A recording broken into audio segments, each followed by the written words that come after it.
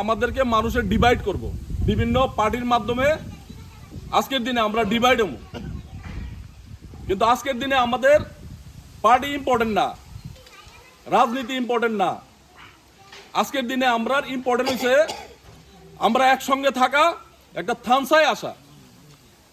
ত্রিপুরা রাজ্যের বিশেষ করে আমরা যারা মাইনরিটি অংশের মাইনরিটি মুসলিমরা আছি, আমরা 10-12% একটা জায়গায় একটা থানসায় আসা।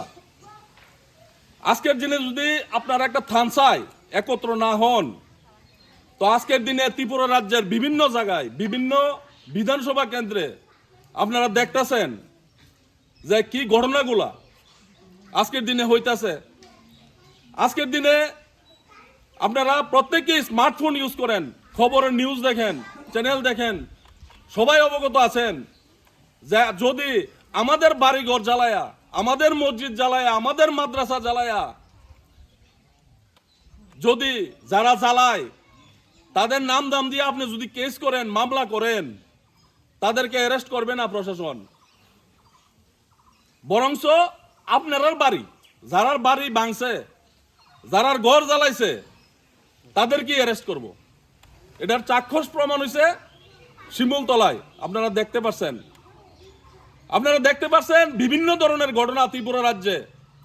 শরীফুলের হত্যা, শরীফুলের পরিবারের মধ্যে সে একাই রোজগার করার মতন একটা আশা ছিল তার পরিবারের, কিন্তু আজকের দিনে সেই শরীফুলরে হাত পা বাইন্দা একটা টলিতে কইরা গন্ডা সরাই নিয়ে ডিপ ফ্রিজে রাখছে। আজকের দিনে সেই শরীফুলের হত্যাটা কি আপনারা ভুলে গেছেন? ভুলবেন না। এ কারণেই ভুলবেন না যে তার পরিবারটা এখনো খুব কষ্টে আছে।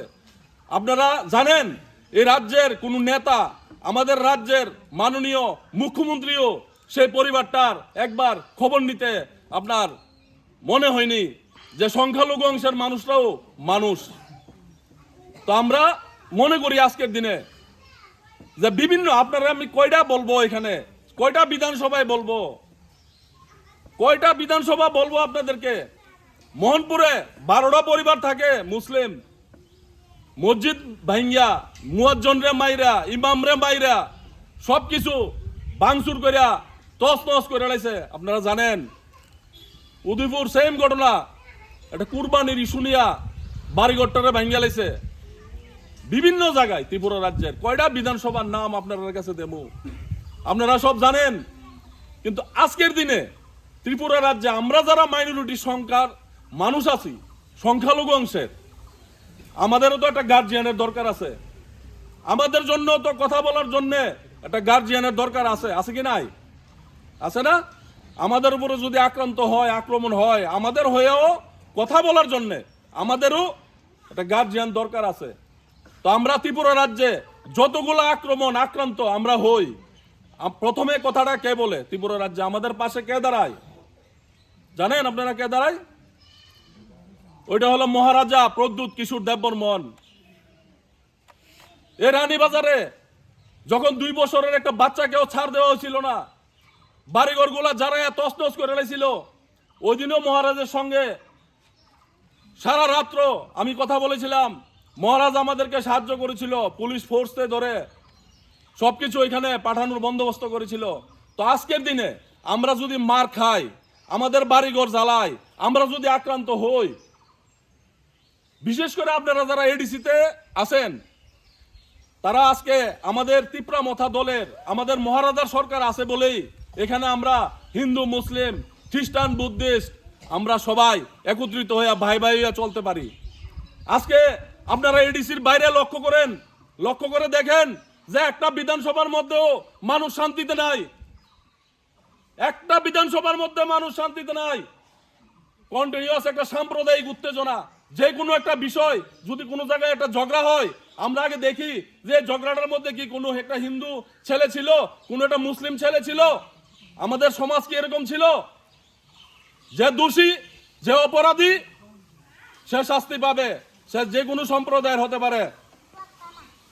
আপনি মুসলিম হলে জান্নাতে যেতে পারবেন না, আপনি হিন্দু হলে স্বর্গে যেতে পারবেন না, খ্রিস্টান হলে আপনি স্বর্গে যেতে পারবেন না, বুদ্ধিস্ট হলে আপনি স্বর্গে যেতে পারবেন না, আপনাকে প্রথমে মানুষ হতে হবে, তাইলে আপনার জন্য স্বর্গ নির্ধারিত আছে।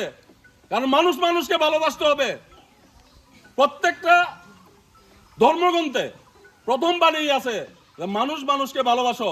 কিন্তু আজকের দিনে আমরা কি দেখতে পাইতেছি, যে একটা ধর্মের সুরসুরি, সাম্প্রদায়িক সুরসুরি, যেগুলো আমরা আজকের দিনে ত্রিপুরা রাজ্যের মানুষ হিসাবে না, ভারতবর্ষের নাগরিক হিসাবে আমরা এগুলা থেকে মুক্তি দিতে চাই।